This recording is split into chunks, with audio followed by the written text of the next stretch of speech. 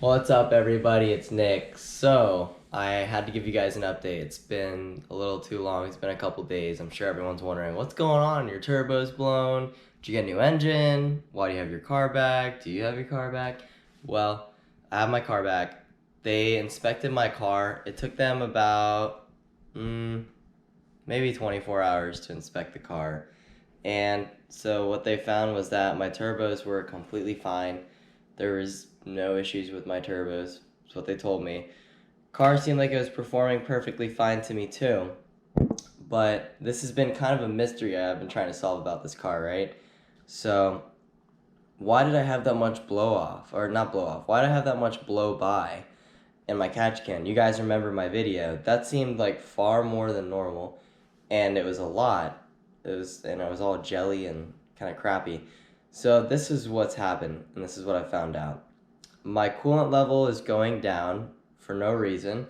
The coolant level that's going down is in the expansion tank of my main radiator for my engine.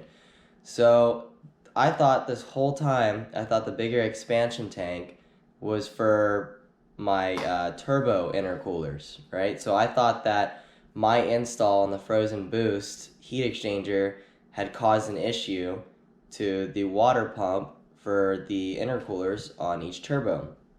Turns out my install with the frozen boost 118 had nothing to do with the amount of fluid level that was going down in the main expansion tank for the main radiator for the engine. The engine's radiator is obviously completely separate than the cooling system for the turbos.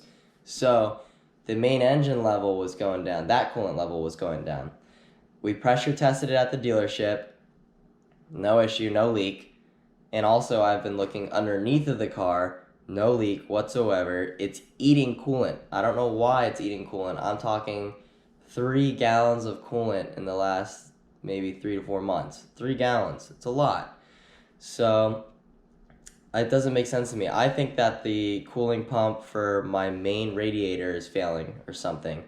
But cooling for the main engine, when I'm pushing the car the way I do, if my cooling for the main engine isn't working good, then it's gonna warp piston heads and stuff. It's gonna mess up parts on the engine itself by heating up. So the other day I'm trying to figure it out, right? So I got my car back from the dealership and it's smoking out the tailpipes. Still, I'm like, what the hell? If it's not my turbos, then what is it? Well, this is like a mystery. I'm trying to get to the bottom of this shit. So I went ahead and shut the car off, and then I opened up my oil fill cap. I have a lot of blow by. A lot of blow by. So essentially I've blown the engine. It's not the turbos. It's actually the engine. Yeah, I can't believe I blew the engine that quick. Surprise, surprise. I thought it would be the turbos first, but it's okay. I mean, I'm okay with a new engine and new turbos. Everyone's like, "Oh, you got all these aftermarket parts.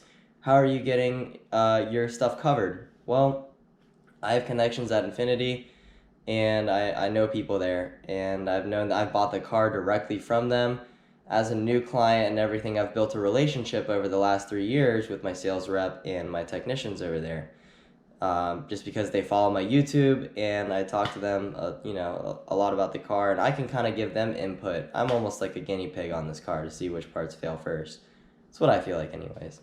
So yeah, I think I'm just gonna take all my aftermarket parts off. I'll probably leave the exhaust. I think everything in the engine bay I'm gonna have to like clean up. Like I think the blow off valves will have to come out. The intakes they said I could keep. I really think it's only the blow off valves and the catch can. They said blow off valves and catch can I need to get rid of because they have to take pictures and send it to Infinity.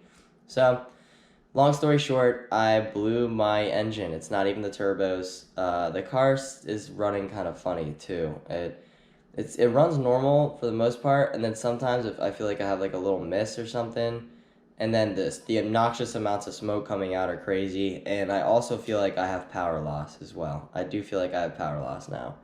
Ever since I started seeing the smoke come out the tailpipes, the performance is getting worse and worse and worse. I've been trying to figure out this mystery for the last couple months. Why is my coolant level disappearing? I thought it was on me with the frozen boost heat exchanger. thank God, everything I had to do with the heat exchanger had nothing to do with this issue. It had a completely separate cooling expansion tank, completely separate cooling system. The cooling system that's failing is the one that I have not even touched whatsoever. It's factory. The only thing I've had to do is put fluid in it, and that's not my fault that it's drinking fluid. But I have not touched, obviously, my main intercooler or main radiator for my engine. So that will be covered under warranty because it's not my fault. I didn't touch that radiator. All I did was add fluid, and that's trying to save the engine. So yeah, catch can is filling up super, super fast is because all the blow by I have is mainly being collected in the catch can. But that being said, I'm still smoking a ton out of the tailpipes. So, and not only that, when I open my oil fill cap, that thing's got so much blow by. It's ridiculous.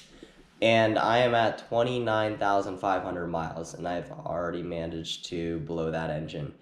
And I'd say that it's been blown for a little while because that catch can's been filling up for months. I'd say it's been blown probably since before I was tuned, and I think tuning it really like made it worse. Not okay. So the AFRs with tuning are great. Tuning your car is really good for the car. What I mean by tuning the car made it worse is that the problem was probably pre-existing already, and then by tuning the car and pushing it to its maximum potential, if it's already got a pre-existing issue, that does not help at all. So, and obviously I run the car really hard, but there's guys on YouTube that run it way harder than me. I'm not doing 100 track passes or like enthusiast POV or boost. I haven't gone to too many meets or done too many lineups. I just beat the car on the daily, driving it to work and such.